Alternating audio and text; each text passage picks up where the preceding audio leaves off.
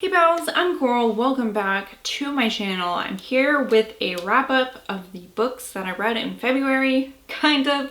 I'm filming this a couple days before the very end of the month because I don't think I'm going to be finished with the book I'm reading. I'm not rushing myself. I don't want to do that. That makes me feel so icky. So I'm just going to take my fucking sweet ass time with it and I'll tell you about the books that I did finish. So I have my stats for the month. This month, I read 9 books, which totaled in 3,138 pages, which is about 112 pages a day. February is a short month. It was kind of a weird month this month. It was a weird month this year. It was a weird month this month. So my running total for my page goal, let's see, I think my page goal was 35,000 pages. So after last month, I have 29,331 pages left. So minus what I read this month, I have 26,193 pages before I reach my yearly page goal. Good for me. Another goal I had was to read books that I owned, prior to 2021. So there were only 4 this month. So let's see, 3 of the books I read this month were thrillers, 4 were horror, 1 was a biography, and 1 was like paranormally. The years these books were published are as follows. The oldest book I read this month was published in 1975. Then just a little bit further down the line we have 1979. Then we jump all the way to 2004, then to 2015. A book published in 2017, 2 2020 releases, and 2 2021 releases. So these were brand new spanking books. My average star rating this month was 3.7, which is average. I read 8 novels and 1 anthology. There were 7 physical books that I read and 2 audiobooks. As far as the intended audiences for this, 8 were adult and 1 was young adult. I didn't get to my 5-star prediction book this month, which was The Descent by Jeff Long, but I did start a different one that I haven't finished yet. But Jurassic Park by Michael Crichton, which I'm absolutely loving. I'm about 200 pages into it, and I'm so impressed with how much I like it. Like, I wasn't expecting not to like it. Obviously, this is a 5-star prediction, but like, this is everything that my nerdy, dinosaur-loving self needed in a fictional book about a park made up of genetically modified dinosaurs. I'm so in love with it right now. There was also a Buzzword-thon read for this month. The theme, the prompt, I don't know. It was supposed to be a color, and I picked A Court of Silver Flames, which I'm more than halfway into, but let me show you this book. This is a Sarah J. Maas book, so I didn't expect it to be short and sweet and to the point. But this is over 700 motherfucking pages. It is a giant. I'm only right here. I've only read this much so far, so I'm a tiny bit over halfway, like 30. Oh, maybe not even actually, because this is, I forgot, more than 700. So I'm almost at the halfway mark.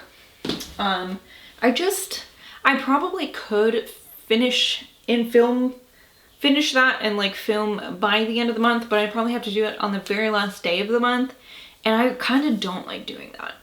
So I'm just gonna take my time with it. I'll talk about it next month once I've finished it. After rambling for 5 hours, we're finally done with the stats for this month. I'm gonna tell you guys about the 2 audiobooks I listened to this month so I don't forget about them because they're not in front of me. First, I'd like to tell you about The Night Will Find Us by Matthew Lyons. This was a young adult horror published last year. I listened to this on Scribd, and I did not really like it. I kept hearing about it. I kept seeing the thing on the internet, people saying like, oh, this book. And right away I was like, I don't know if I'm gonna like this, but I stuck it out because I was like, listen, just because it's a book about teenagers in a group doesn't mean it's gonna be bad. But then it just like didn't get better. In fact, it got worse. Like I don't know. So this is about a group of friends. They're teenagers. They live in New Jersey. They're gonna go camping in the Pine Barrens. It's like a girl, her cousin, like her best friend and her best friend's boyfriend, and then like their other friend, and then this other friend who is like a complete fucking asshole, like a mean asshole. And I'm not sure why anybody would want to be friends with him in the first place, let alone like be secluded in the woods overnight with him, because he just seems like a total jerk. Like there's absolutely no redeeming qualities to this guy. They talk about him like just watching porn on his phone in front of all his friends, and just weird behavior that and I feel like I'm not highbrow, you know? I have friends, and like I myself probably have some behaviors that are weird and annoying and probably sometimes a little bit mean, but this guy was such a dick. And okay, so this thing happens.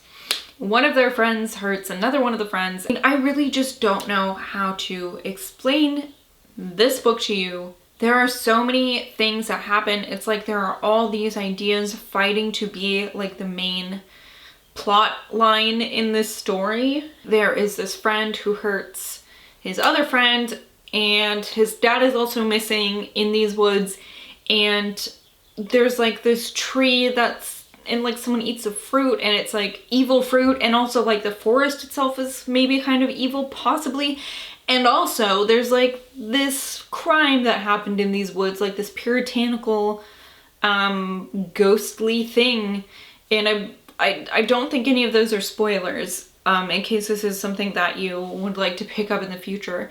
But it was like each of those themes were fighting for the spotlight, and what ended up happening is like all of them fell flat because not one of them was really thoroughly played through, you know? And I didn't like this book. I thought it was a waste of time, which is maybe mean to say.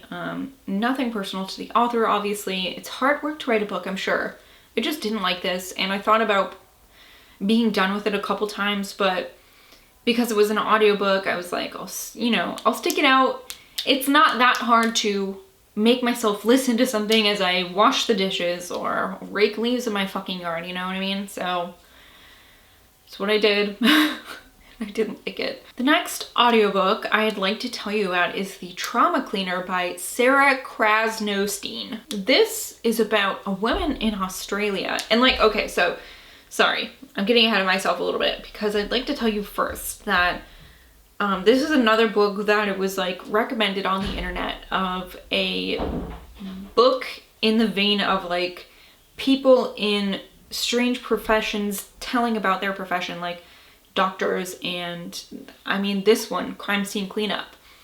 So I expected more of the crime scene cleanup part of it, and there was some of that in this book, but it was really half and half, with the woman who wrote this book following along to these jobs and like telling the story of the jobs and the people that they're helping, and also a biography of the woman who runs this service named Susan. And Susan did not start out her life biologically as a woman, so it is a really interesting history to dive into, especially because she is quite an older woman now. She's in her 70s, I believe.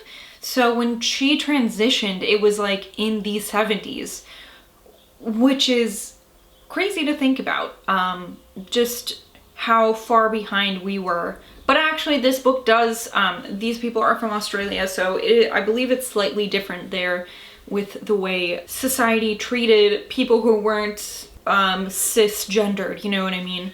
So yeah, so it's this history of this incredible woman who overcame so many things, did some absolutely wild stuff with her life, and ended up running this trauma cleaning service. And some of it is crime scene cleanup, and some of it is helping people who just like need help. Like there is a woman who had a flood in her house, and it just like never was really resolved, and there's, you know, people who have issues with hoarding and hoarding animals and just like mental health. And this woman, Susan, just seems like an absolutely beautiful angel. The way the writer spoke of her, just the way that she's talking to people who are having really hard times and are frankly like probably horrified that it's got to the point where they need somebody like a professional cleaner to come in and help them.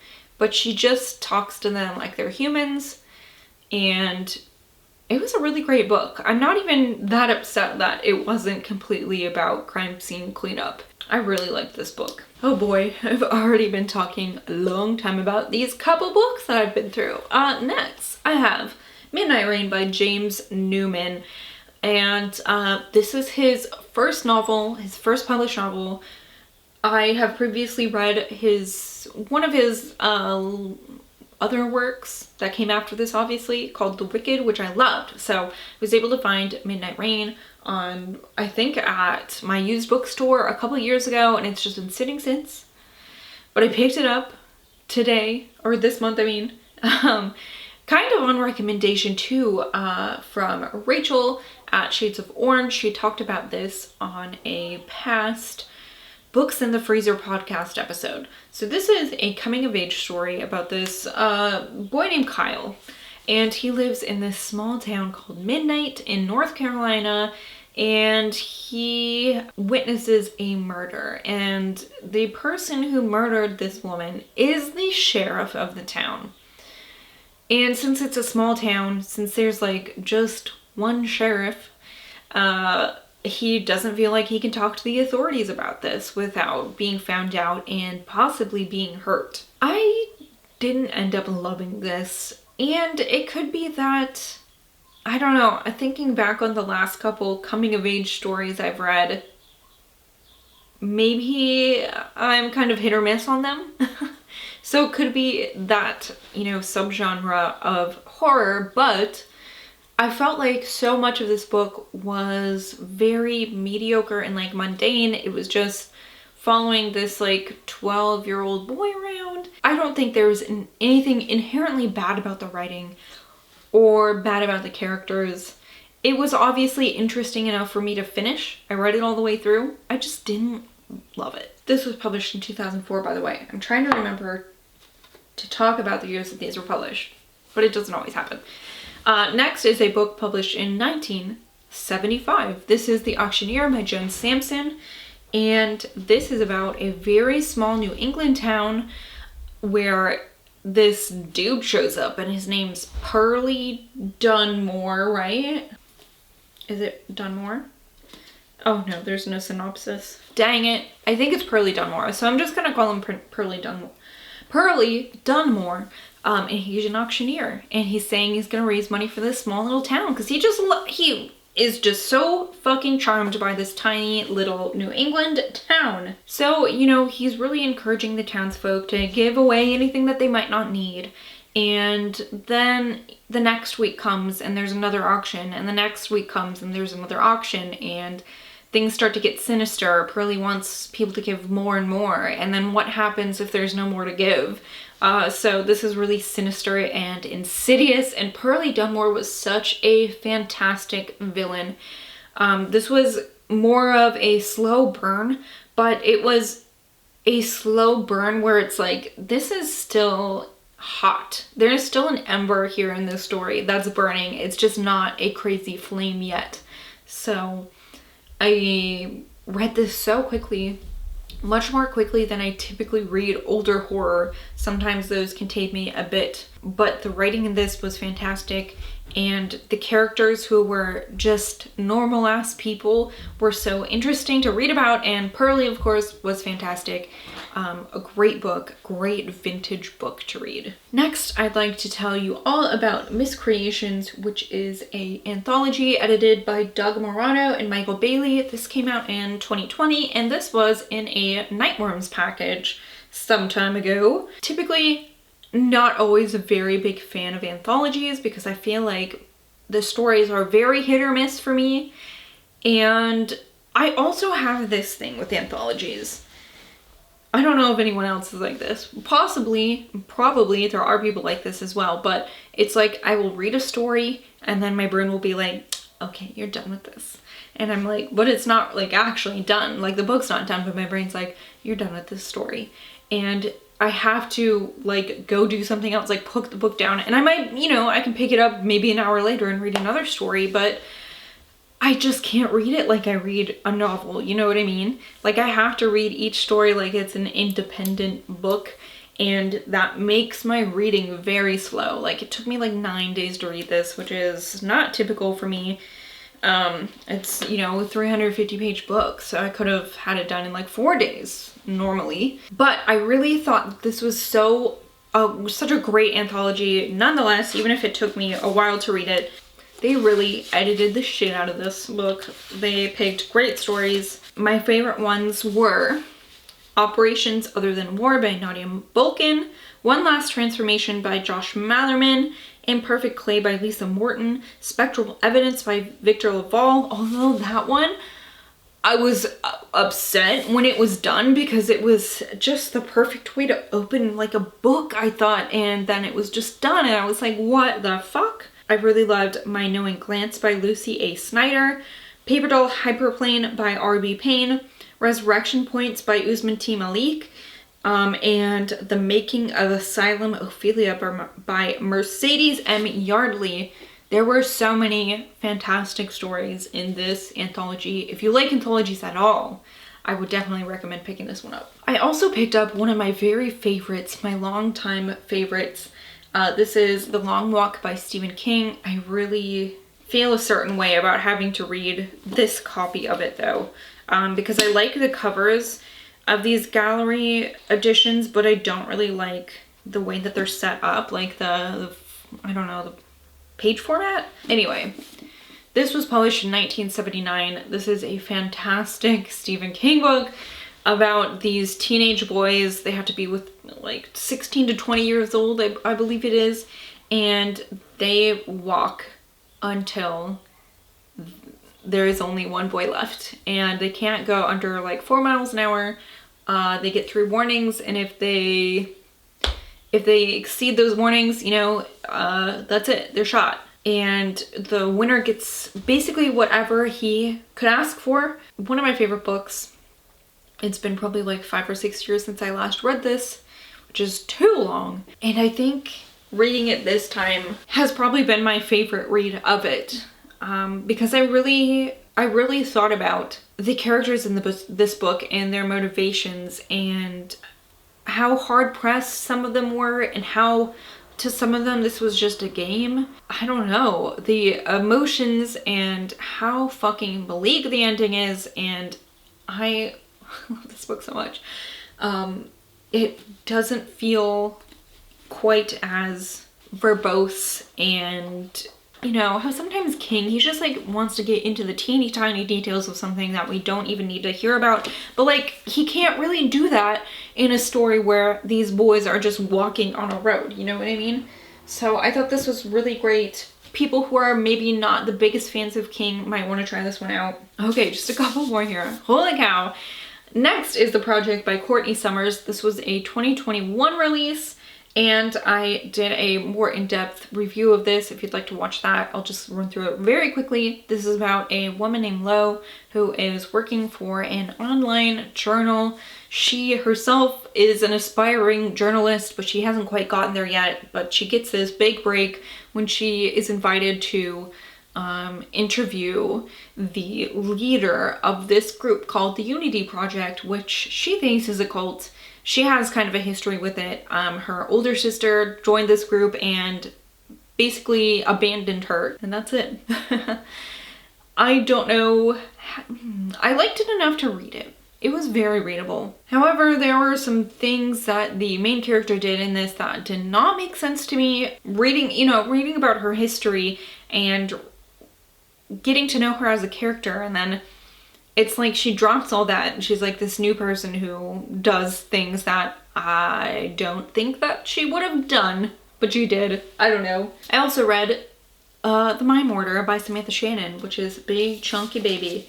This follows the first book of the Bone season, which is, I don't know, crazy, like alternate world where we have people with occult abilities. Some of them can summon poltergeist. Some of them can possess people. Some of them can read cards or see into the future or send people images. And all of this stuff, though, is like very illegal to, I mean, just if you have this power, like, sorry, you can't have this power. And so the people who have these occult abilities, a lot of them are parts of like gangs, because they just don't have an honest way to make money while hiding from the government, you know what I mean?